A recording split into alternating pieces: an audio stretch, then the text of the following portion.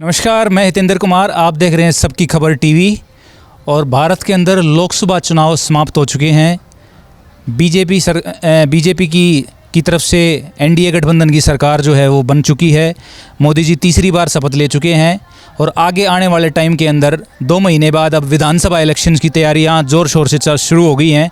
तो इसी मुद्दे को लेके आज चर्चा करेंगे। हमारे साथ खास मुलाकात के अंदर आज फिर से आपके सामने लेके आए हम हमारे खास मेहमान, हमारे राजनीतिक विशेषज्ञ वीरेंद्र राठी जी। वीरेंद्र राठी जी, बहुत बहुत स्वागत है आपका। बहुत बहुत धन्यवाद। और मैं आपको बताऊं, राजनीति में थोड़ी सी मैं रुचि जरूर रखता हूं, तो राजनीतिक जानकार शब्द का प्रयोग आप करें तो ठीक है। विशेषज्ञ तो बहुत बड़ी चीज़ होती है। नहीं सर, आपकी जो नॉलेज, आप बहुत पैनी नज़र से देखते हो राजनीति को, तो हमारे लिए तो आप बहुत शानदार विशेषज्ञ हैं। नहीं, बहुत से हैं इस भारत देश के अंदर और प्रदेश के अंदर। क्योंकि रेड्डी साहब, जिस तरीके से आप विश्लेषण करते हैं ना, जैसे आपने पीछे लोकसभा की सीटों का विश्लेषण किया, 95% आपका जो कहना था वो बिल्कुल सही था।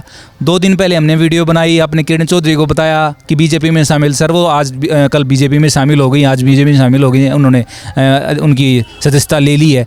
तो मतलब जिस तरीके से आप करते हैं सर, तो मतलब अनबिलीवेबल है सर ये चीज़। चलो, वो तो ऐसा है कि राजनीति में मैं पहले रहा हूँ, मेरी रुचि रही है, तो राजनीतिक लोगों से मुलाकात है, उनके माध्यम से पता लग जाता है, तो हम बता देते हैं, उसको डाल देते हैं।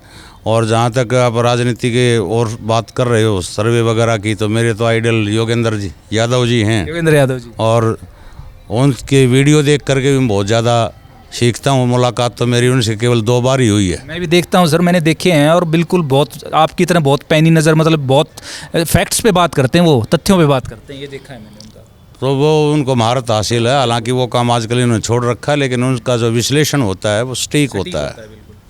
तो रेड्डी साहब, आज हम जो बात कर रहे हैं, आज हम विधानसभा पे थोड़ी चर्चा कर लेते हैं कि भाई हम रोहतक लोकसभा क्षेत्र में हैं, और हमारा जो झज्जर एरिया है, झज्जर से 4 विधानसभा क्षेत्र आते हैं हमारे, जिसके अंदर झज्जर, बादली, बेरी और अपना बहादुरगढ़ का एरिया आता है।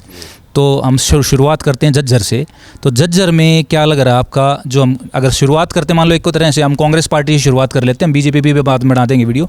तो कांग्रेस पार्टी का अगर झज्जर से, क्योंकि कांग्रेस पार्टी ने बहुत अच्छी लीड लेके यहाँ से लोकसभा क्षेत्र में एक जीत प्राप्त करी है दीपेंद्र हुड्डा जी ने, तो झज्जर से आपको क्या लग रहा है, विधानसभा का क्या आपकी तरफ से मत रहेगा? देखिए, हमने लोकसभा चुनाव के दौरान भी 2-3 वीडियो डाली थी, और उनमें स्पष्ट हमने ये कहा था कि मैडम गीता भुक्कड़ जी जिस प्रकार से मेहनत कर रही हैं, और इनकी मेहनत रंग लाएगी, और वो उनकी मेहनत रंग लेकर के आई, उनके कार्यकर्ताओं की टीम की मेहनत रंग लेकर के आई, और एक अविश्वसनीय जीत, जिसको हम ज़्यादा से ज़्यादा 24-25 हज़ार के आसपास उस जीत को हम ले जा सकते थे कि भाई इतना आंकड़ा आ सकता है। और हमारा आंकड़ा तो ये था कि अगर चुनाव ज़्यादा टाइट होगा कि तो 14-15 हज़ार की जीत हो सकती है। लेकिन फिर भी कांग्रेस के कुछ कार्यकर्ताओं का विचार था कि 24-25 हज़ार की लीड आएगी। लेकिन विशेषकर गीता भुक्कड़ जी की मेहनत, श्वेता हुड्डा जी की मेहनत, खुद दीपेंद्र हुड्डा जी की मेहनत, पार्टी के कार्यकर्ताओं की मेहनत, स्थानीय लीडरों की मेहनत, जो 43,000 वोटों की जीत झज्जर विधानसभा क्षेत्र से दीपेंद्र हुड्डा जी को मिली, तो वाकई में ही कांग्रेस के कार्यकर्ताओं का और कांग्रेस के नेताओं का बड़ा मोरल अप उस चीज़ से हुआ है। और जहाँ तक चुनाव की बात है कि टिकट का तो कोई ये कयास ही नहीं किसी प्रकार का, किंतु परंतु इफ बट है ही नहीं कि टिकट भी मैडम गीता भुक्कड़ जी की फिक्स है, फिक्स नहीं, सुनिश्चित है, सुनिश्चित है, और जीत भी उनकी सुनिश्चित है।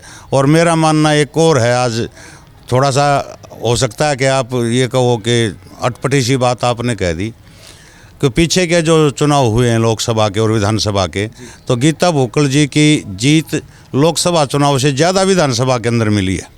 और मेरा तो अपना अंदाज़ा कि जो 43,000 की लीड दीपेंद्र हुड्डा जी को यहाँ झज्जर से मिली है, कि उससे ज़्यादा मतों से गीता भुक्कड़ जी यहाँ से चुनाव जीत करके आएंगी। ऐसा लग रहा है आपको? ऐसा लग रहा है, क्योंकि जो शहर का जो इनकी मेहनत ने जो रुझान बदला, और गाँव का जो रुझान बदला, और आज जो आदमी आज दीपेंद्र हुड्डा के पक्ष में आया है, तो कहीं न कहीं गीता भुक्कड़ जी ने उस आदमी को अपने भी साथ जोड़ने का प्रयास निश्चित रूप से किया ही होगा, और वो इनके साथ जुड़ करके रहेंगे।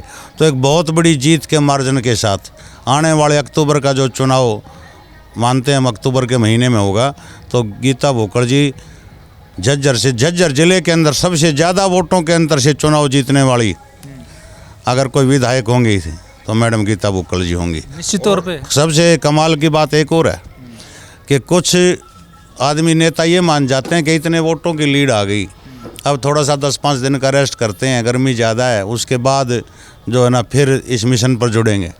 लेकिन गीता बुक्कल जी मुझे लगता है कि शायद एक दिन का रेस्ट भी उन्होंने नहीं किया है। उनके कंटिन्यूस प्रोग्राम जो है शहर के, गांव के और जो सामाजिक प्रोग्राम हैं और राजनीतिक कार्यक्रम हैं निरंतर आबाद गति से उनके चले हुए हैं। तो वो मेरे हिसाब से मुझे लगता है कि जो मार्जिन है अपना वो काफ़ी बढ़ करके आएगा, ऐसी उम्मीद मैं मान करके चल रहा हूँ। लगातार उन्होंने और यहाँ झज्जर जिले के अंदर तो आप निश्चित रूप से मान करके चलना कि सबसे ज़्यादा मार्जिन से जीतने वाली कोई विधायक होंगी। जो 4 हमारी विधानसभा सीट झज्जर में पड़ती हैं तो मैडम गीता बुक्कल सबसे ज़्यादा मार्जिन से जीतने वाली विधायक यहाँ से होंगे। तो क्या लगता है यहाँ से अगर उनके रास्ते में थोड़ा बहुत अगर रोड़ा बन सकते हैं, मैं कहूँगा, तो वो कौन हो सकते हैं अब वही जिससे उनको बच के रहने की? देखो पीछे भी कुछ लोग आस लगा करते कि फलां कैंडिडेट आ जाए, धकड़ा कैंडिडेट आ जाए, मकड़ा कैंडिडेट आ जाए, यानी कि ABC भी आ जाए, कोई भी आ जाए, वो कोई भी आओ, कोई फ़र्क गीता बुक्कल जी इस चीज़ में मान करके नहीं चल रही। और ये साफ सी राजनीति करती हैं।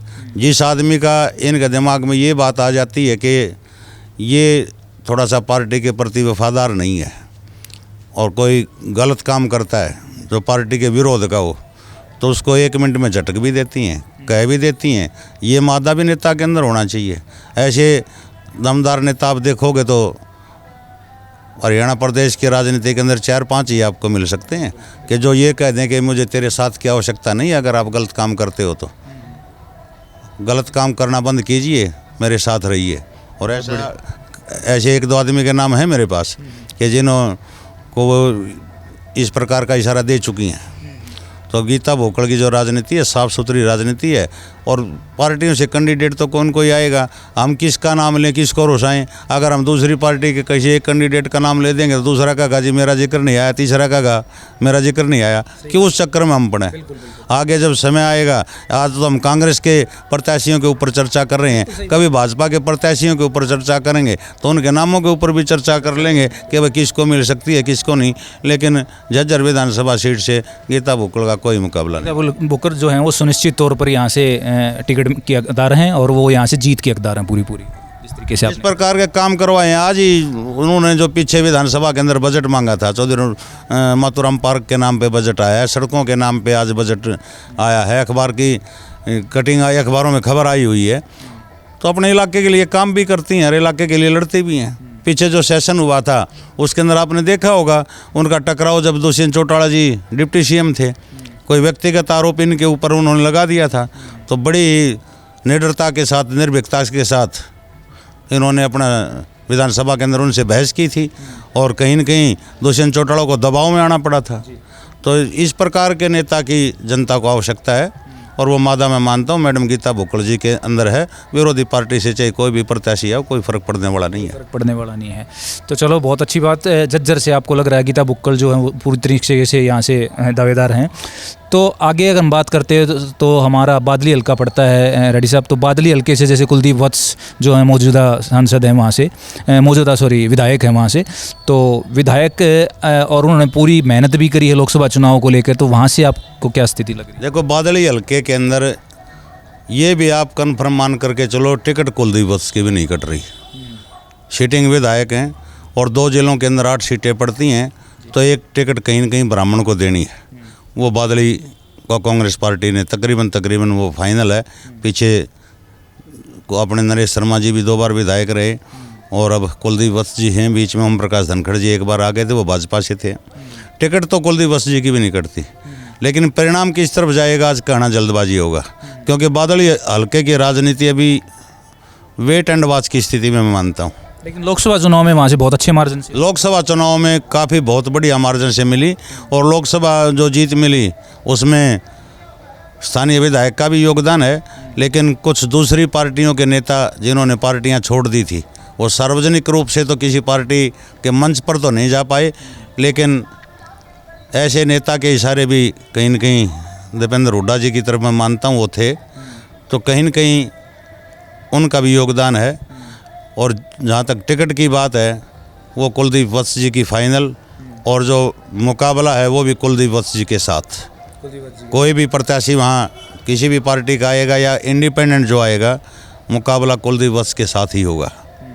निश्चित तौर पर डॉक्टर कुलदीप वत्स वहाँ से, क्योंकि पूरी फैमिली उनकी जो है लोकसभा चुनाव में लगी हुई थी, आपने भी देखा होगा जिस तरीके से उन्होंने मेहनत करी है और जिस तरीके से अच्छे मार्जिन से उन्होंने मजबूत प्रत्याशी हैं, सिटिंग विधायक हैं, अच्छी मेहनत चुनाव में की। और जैसा मैंने बताया कि विधानसभा चुनाव के लिए 1.5-2 महीना वेट एंड वॉच की स्थिति में रहो, उसके बाद हम बताएंगे कि कितना अप, कितने डाउन या कितना काटे का मुकाबला होने वाला है। चलो, तो बादली हम डॉक्टर कुलदीप वत्स को देते हैं, फाइनल है, बिल्कुल फिक्स है। और वहाँ से उनकी जीत भी इस तरीके से सुनिश्चित लग रही है, क्योंकि बहुत अच्छे मार्जिन से लोकसभा चुनाव में वहाँ से जीते हैं दीपेंद्र हुड्डा, तो इसलिए लग रहा है कि वहाँ से हो सकता है। बेरी पे बात करते हैं वीरेंद्र राठी जी।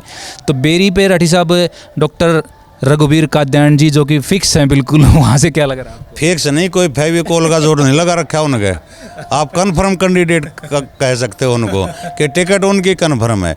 लेकिन एक लॉबी कुछ प्रचार कर रही है कि भाई बुजुर्ग नेता हैं कि 75 साल से ऊपर हैं कि हो सकता है विचार हो जाए, लेकिन मुझे नहीं लगता कि डॉक्टर रघुवीर सिंह कादयान जी की टिकट कटेगी।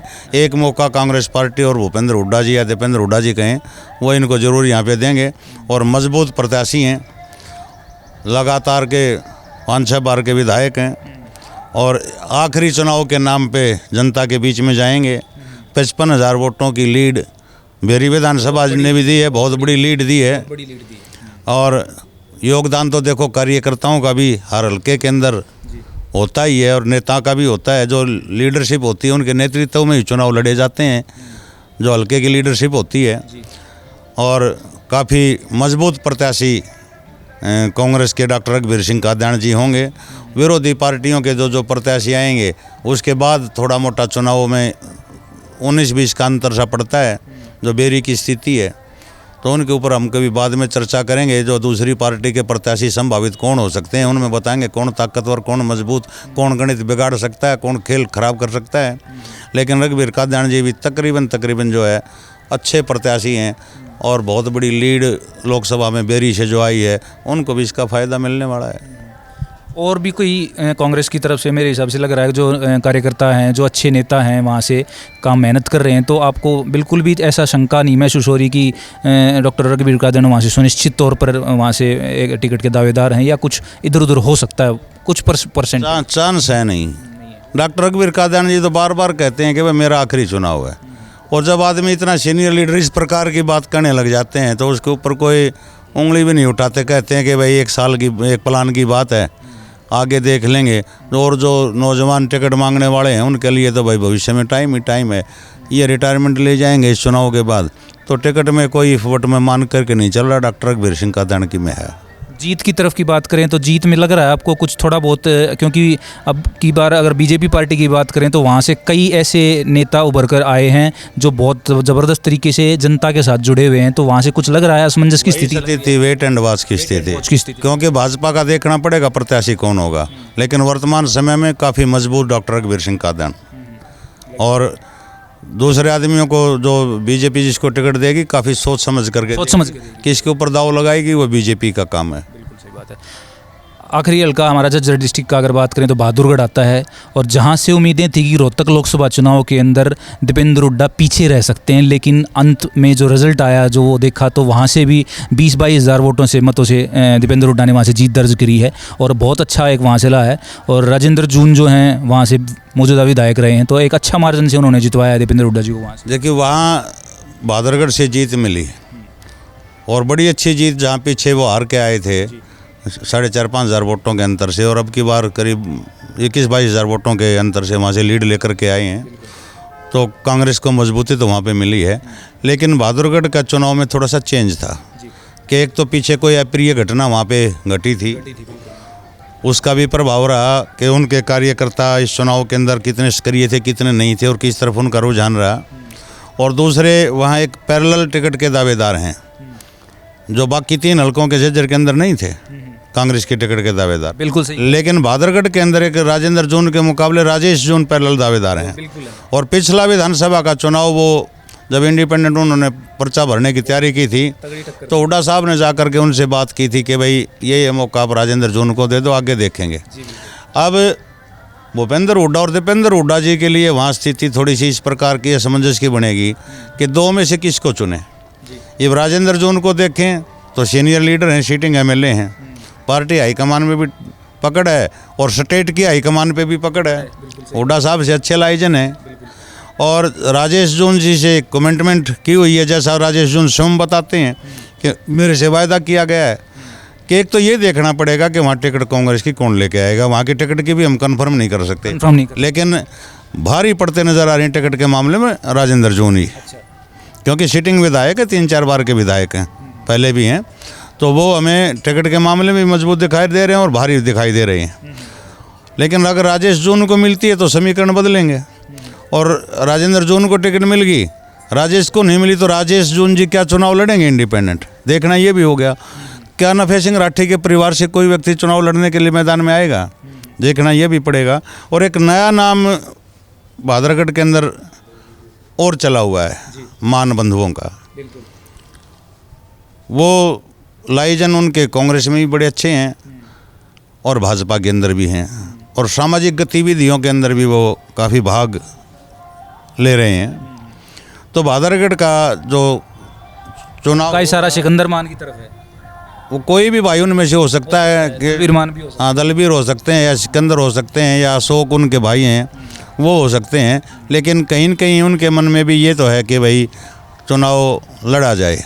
अगर कोई पार्टी ठीक ठाक उनको टिकट देगी तो वो ट्राई ज़रूर करेंगे। इंडिपेंडेंट शायद वो तैयार नहीं है, इंडिपेंडेंट तो तैयारी फिर राजेश जून ही करेंगे अगर टिकट नहीं मिलती है। और नफे सिंह राठी का परिवार चुनाव मैदान में आता है और एक बीजेपी के कैंडिडेट वहाँ कौन आते हैं, कौशिक साहब आते हैं या कोई और आते हैं, तो वहाँ का मामला मैं चुनाव जो है ना भादरगढ़ का फंसा हुआ मान करके चल रहा हूँ। जब तक तो कांग्रेस पार्टी की टिकट वहाँ पे डिक्लेयर नहीं होगी, अन्य पार्टियों की टिकट डिक्लेयर नहीं होगी, तो हम 19-20 किसी को वहाँ कह नहीं सकते। जो नफे सिंह राठी की आपने बात करी, तो जिस तरह से नफे सिंह राठी जी का देहांत हुआ है वहाँ पे, और उनको कहीं ना कहीं अगर उनकी परिवार से कोई आता है तो आपको लग रहा है उनको कहीं ना कहीं एक सिंपैथी एक जनता की जाएगी और वहाँ से जो परिणाम है वो चेंज हो सकता है। देखिए, नफे सिंह राठी जी का एक पर्सनल वोट बैंक भादरगढ़ के अंदर रहा है। पीछे जो चेयरमैन का जो चुनाव था, उनकी पुत्रवधू खड़ी थी, उनकी भतीजे की मिसेज थी, और दूसरी तरफ से बीजेपी से कर्मवीर राठी जी थे, उनकी पुत्रवधू थी। काफ़ी कांटे का मुकाबला वो हुआ था और नफे सिंह राठी जी का परिवार बहुत कम वोटों से वहाँ चेयरमैनी के चुनाव में आ रहा था। वो प्रत्यक्ष चुनाव था, तो उस चीज़ को देख के हम चलते हैं कि उनका भी एक वोट बैंक शहर के अंदर है, भादरगढ़ गाँव के अंदर भी है। तो पूरी विधानसभा के अंदर एक वोट बैंक उनका है और वो चुनाव में काफ़ी गहरा असर उनका जो है ना लोगों के ऊपर है, और वो किस तरह परिणाम घूमेगा वो समय ही बताएगा। लेकिन वहाँ से जो हमने 4 सीटों की जो हम बात करते हैं, सबसे सेफ, सबसे मजबूत, सबसे बड़ी जीत मैं फिर कहता हूँ मैडम गीता भुक्कल जी, डॉक्टर रघुवीर सिंह कादयान जी। और बादली की स्थिति मैंने बताया कि वेट एंड वॉच, अभी थोड़ा सा इंतज़ार वहाँ करना पड़ेगा कि 2-3 आदमी हैं अभी इधर उधर कोई पार्टी छोड़ के अभी बैठे हैं, वेट एंड वॉच की स्थिति में है कि किस तरफ से कोई ऑफर आता है या इंडिपेंडेंट हमें मैदान में जाना है।